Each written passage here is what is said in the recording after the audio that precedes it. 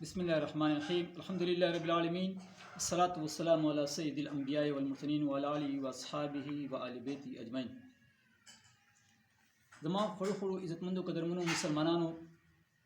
حضرت بی بی عائشہ صدیقہ رضی اللہ تعالیٰ عنہ روایت تا د بخاری شریف مسلم شریف په حواله سره الترغیب و ترغیب په دریم جلد صفحه 83 باندې احادیث مبارکه دي. بی بی عائشہ فرمایي چې دخلت علی امرأة ومع ابنتان، وی ما خطی وشد رالا او دې سره دوه بچی وي. نو ما نه سوال وکړو ما خطی شنو نو ما خطه جدي مطلب درې پینډ و ا درې پینډ چې کني مطلب دې تا ورکړ چې درې پینډ مې ورکړ. نو نبی علیہ الصلوۃ والسلام بیا څه فرمایي چې درې پینډ مې ورکړ، نو هغه یو پینډ هغه شجه یو بچی تا ورکړل، بلې بچی تا ورکړل، او دا دریم پینډ خپل خړل خو واپس لخلې چا چې کوم دی واپس کړل کته کړل او په منځ دوه ټوکړې کړل، نیمه یو بچی ته ورکړل نیمه بلې بچی ته ورکړل. وې زه ډېره حیران شوم چې دا څنګه خبر ده چې خپل هیڅ نه خو بچی ته ورکړل. نو نبی علیہ الصلوۃ والسلام چې وخت راغله نو ما دا خبرو ذکرتو نبی علیہ الصلوۃ والسلام ته دا خبر تیر کړه. نو نبی علیہ الصلوۃ والسلام ارشاد تو فرمایي ان الله قد اوجب لها بهم الجنت، وی الله پاک دغه دوی بچي په وجه باندې د دې لپاره جنت واجب کړل او د دوزخ له اورنه آزاد کړل. نو چې چرنګا د نر بچي چې کوم دی حق تا دغه سرنګا په مور پلار باندې د لور هم چې کوم دی حق تا دان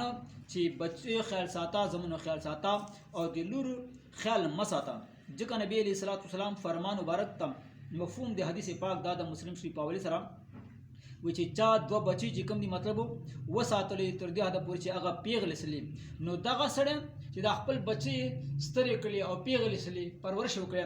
دا سره چې قیامت ته راځي نو دا به ما سره داسې نه دوي او دوه ګوتې نبی علیہ الصلوۃ والسلام داسې سره ګډې کړي چې څنګه دا دوه ګوتې ګډې دي دغه سړی به هم چې د خپل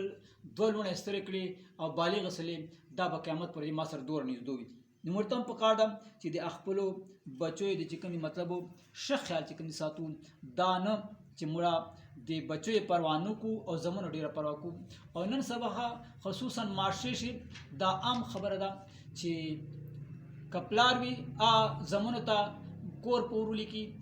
لونو چې کوم دي حساب پروا نه کوي، بیا کپلار مرسي